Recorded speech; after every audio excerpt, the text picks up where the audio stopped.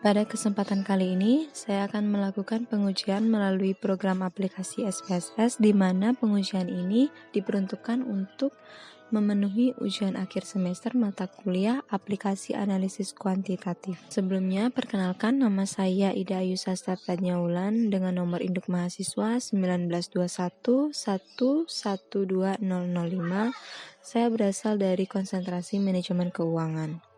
Adapun kasus yang sudah diberikan, yaitu faktor utama yang mempengaruhi produktivitas padi tada hujan adalah curah hujan dan dosis pemupukan.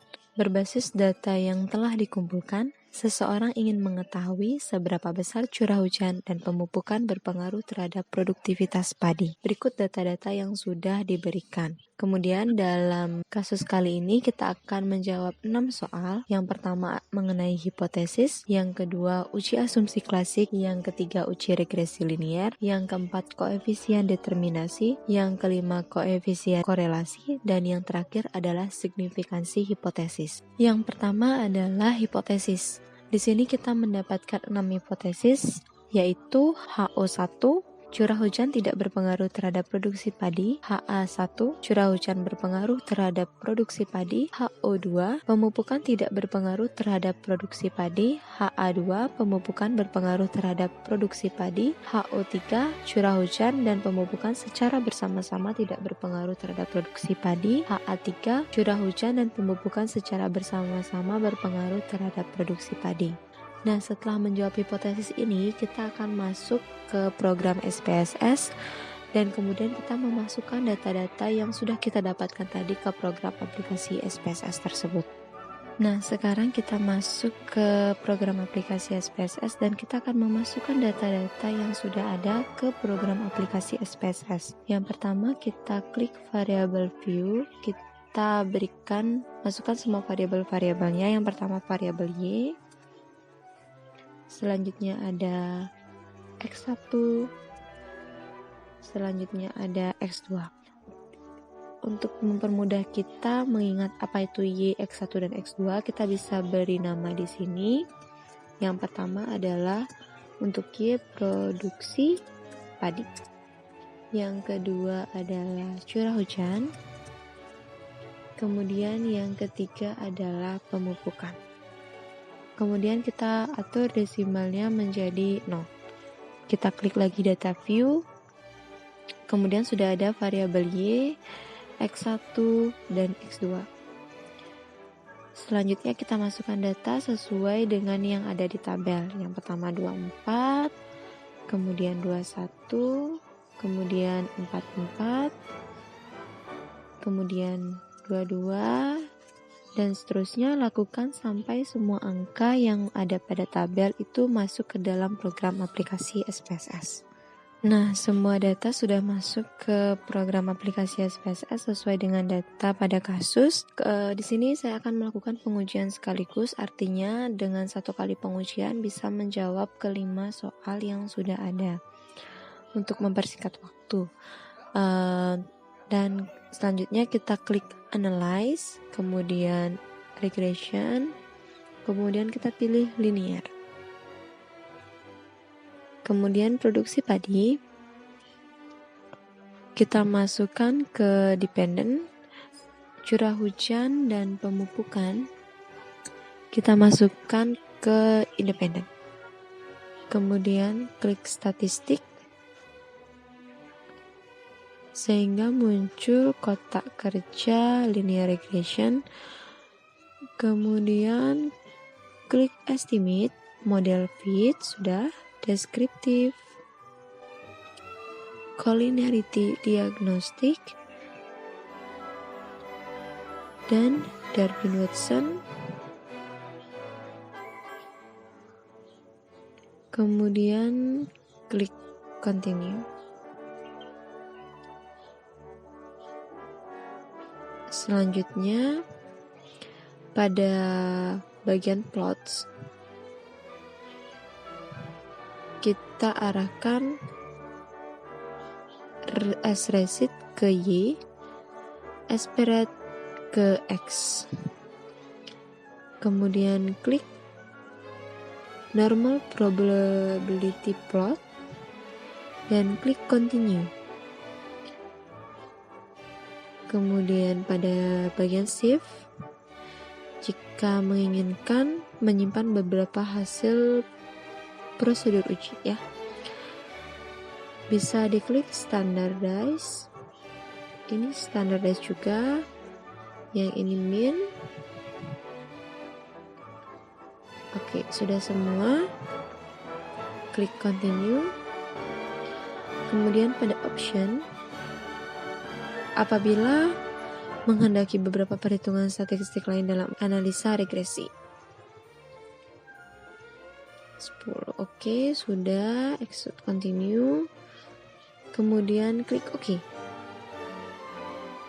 Nah, ini menunggu hasil output dari SPSS itu sendiri. Oke, sudah semua keluar SPSS-nya. Kemudian kotak-kotak yang kita perlukan untuk menjawab pertanyaan-pertanyaan yang sudah ada, itu kita pindahkan ke PowerPoint agar saya lebih gampang untuk menjelaskannya nanti. Kita klik kotaknya, klik kanan, kemudian copy spesial.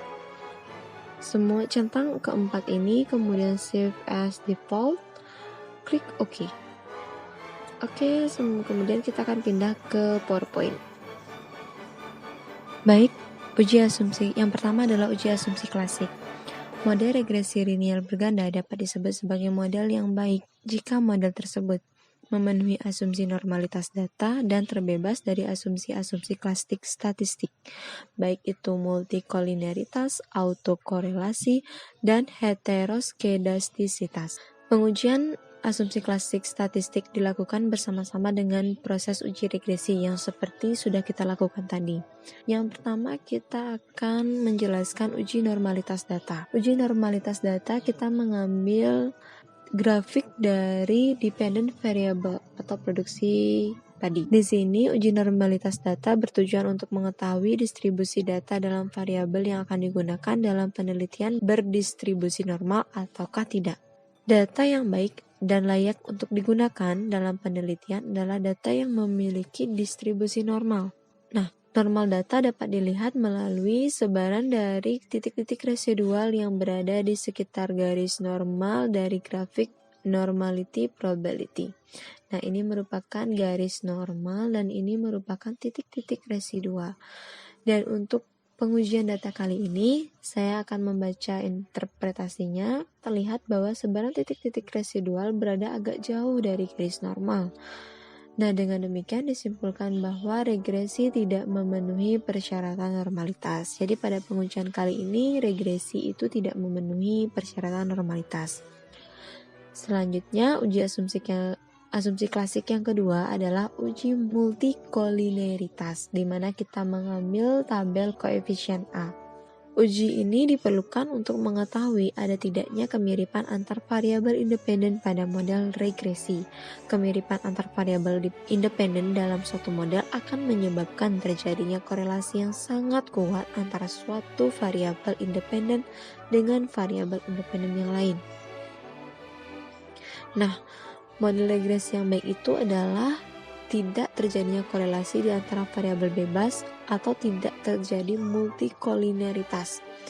Nah, pada kali ini kita akan melihat kolom VIF, yaitu Variance Inflation Factor, tidak lebih dari 10 dan mempunyai angka toleransi tidak kurang dari 0,1, berarti bebas dari multikolineritas. Selanjutnya, pada kasus kali ini interpretasinya adalah hasil uji melalui variance inflation factor. Masing-masing variabel independen memiliki VIF tidak lebih dari 10 dan mempunyai angka toleransi tidak kurang dari 0,1, maka dapat dinyatakan model regresi linear berganda di atas terbebas dari asumsi klasik multikolineritas. Selanjutnya, asumsi klasik yaitu uji autokorelasi. Di sini kita akan mengambil tabel dari model summary B. Uji autokorelasi bertujuan untuk menguji apakah dalam model regresi linear berganda ada korelasi antara variabel pengganggu ET pada periode tertentu dengan variabel pengganggu periode sebelumnya ET-1.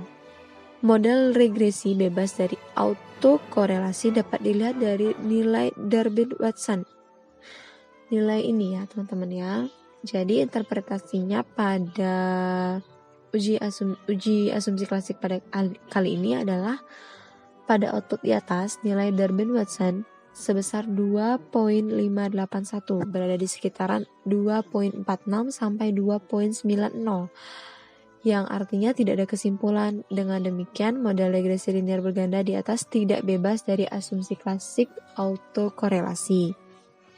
Selanjutnya adalah yang terakhir uji asumsi klasik, uji heteroskedastisitas. Uji ini menguji terjadinya perbedaan varians residual suatu periode pengamatan yang lain atau gambaran hubungan antara nilai yang diprediksi dengan studentized delete residual nilai tersebut. Model regresi yang bebas dari heteroskedastisitas dapat dilihat dari ada tidaknya pola tertentu pada grafik scatter plot serta titik-titik yang menyebar di atas dan di bawah angka 0 pada sumbu Y. Jika titik-titik pada scatter plot membentuk suatu pola tertentu yang teratur seperti bergelombang, melebar, kemudian menyempit, maka telah terjadi heteroskedastisitas.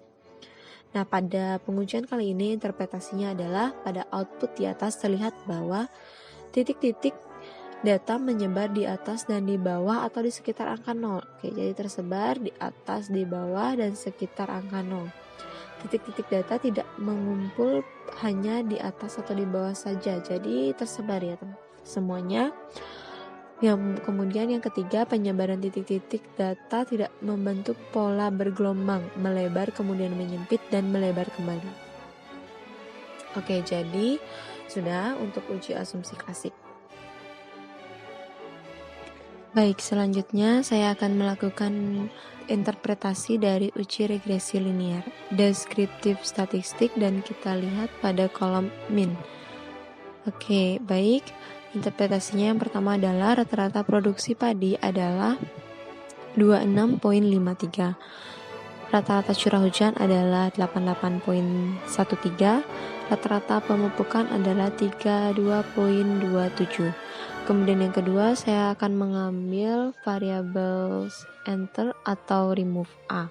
Interpretasinya adalah pada variabel enter atau remove, variabel independen yang masuk adalah pemupukan dan curah hujan dengan variabel terikat produksi padi. Selanjutnya, koefisien determinasi. Di sini kita mengambil tabel dari model summary B yang interpretasinya adalah nilai R atau korelasi X1 X2 terhadap Y sebesar 0.775, yaitu korelasi kuat. Nilai R square atau R koefisien determinasi sebesar 0.601 menunjukkan bahwa 60.10% penjualan ayam dijelaskan oleh variabel curah hujan dan pemupukan, dan sisanya 39.90% dijelaskan oleh variabel lain di luar variabel yang digunakan.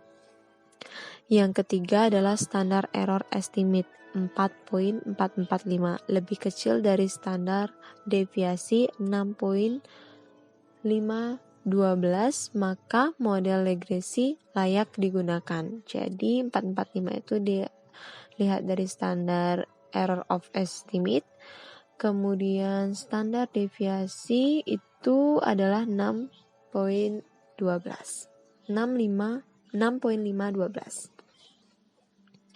Selanjutnya adalah koefisien korelasi.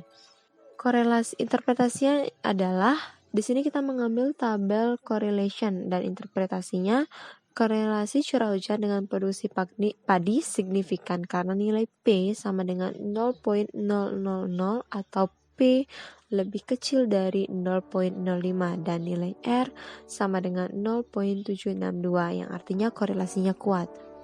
Yang kedua, korelasi pemupukan dengan produksi padi tidak berpengaruh signifikan karena nilai P sama dengan 0.460 atau P lebih besar dari 0.05 dan nilai R sama dengan minus 0.029 yang artinya korelasinya cukup kuat. Selanjutnya adalah signifikansi hipotesis, uji parsial dengan t-test. Yang di sini kita mengambil tabel dari koefisien A. Interpretasinya adalah variabel curah hujan memiliki nilai p-value 0.001 lebih kecil dari 0.05, sedangkan t hitung 4.246 lebih besar dari t tabel 2.160, artinya menerima HA1 dan menolak HO1, yaitu curah hujan secara parsial berpengaruh terhadap produksi padi. Kemudian yang kedua, hipotesis kedua, variabel pemupukan memiliki nilai p-value 0.458 lebih besar dari 0.05, sedangkan t hitung minus 0,767 lebih kecil dari T tabel 2.160, artinya menerima HO2 dan menolak HA2, yaitu pemupukan secara parsial tidak berpengaruh terhadap produksi padi. Bagaimana cara kita melihat T tabel ini? Di ini sudah saya siapkan T tabelnya. Ini adalah T tabel, kita lihat di uji 0,05.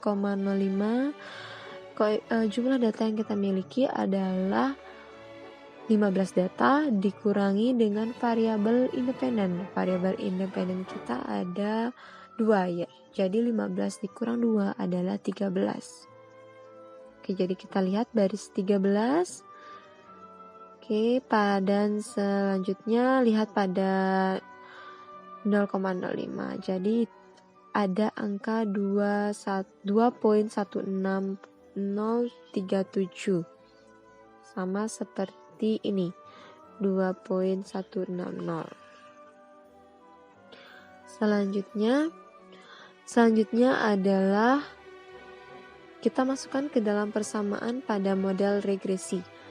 Interpretasi dari persamaan regresi linear berganda adalah sebagai berikut. Oke, jadi kita sudah mendapatkan persamaan, yaitu Y sama dengan 14.450 ditambah 0.175x1 dikurangi 0.104x2 ditambah E. Oke, jadi 14.450 kita dapat dari unstandardized coefficient, yaitu yang B, 14.450. Kemudian 0.175 kita dapat dari ini curah hujan 0.175, kemudian yang 0.104x2 kita dapat dari sini 0 dari pemupukan minus 0.104. Jadi interpretasinya adalah yang pertama, jika segala sesuatu pada variabel-variabel independen dianggap konstan, maka nilai produksi padi atau Y adalah sebesar 14.450. Yang kedua, jika terjadi penambahan curah hujan, maka produksi padi Y akan meningkat sebesar 0.175. Yang ketiga, jika terjadi penambahan pemupukan, maka produksi padi Y akan menurun sebesar 0.104. Selanjutnya, signifikansi hipotesis. Yang kedua yaitu uji simultan dengan F-test. Kita akan mengambil tabel CC, CC, dengan interpretasi output SPSS di atas menunjukkan P-value. Ini P-value itu lebih kecil, P-value-nya 0.004, lebih kecil dari 0.05 atau F hitung 9.025 yang ini lebih besar dari F tabel 3.49. Oke, kita lihat F tabel dulu. Nah, ini F tabel. Untuk F tabel ini perhitungannya sedikit beda dengan T tabel, dimana kita mempunyai 15 data dikurangi dengan semua variabel yang ada, termasuk dependen dan independen. Berarti 15 dikurang 3 ada 12. Kemudian kita lihat berapa ada variabelnya, 3. Jadi ini adalah F tabel kita 3.49. Kita masuk lagi ke PowerPoint. Dan yang kedua, Artinya, menerima HA3 dan menolak H03 yaitu curah hujan dan pemupukan secara bersama-sama berpengaruh terhadap produksi padi. Baik, sekian pengujian SPSS untuk memenuhi ujian akhir semester mata kuliah aplikasi analisis kuantitatif. Jika ada salah-salah kata maupun kata-kata yang kurang jelas atau kurang baik didengar, mohon dimaafkan dan terima kasih.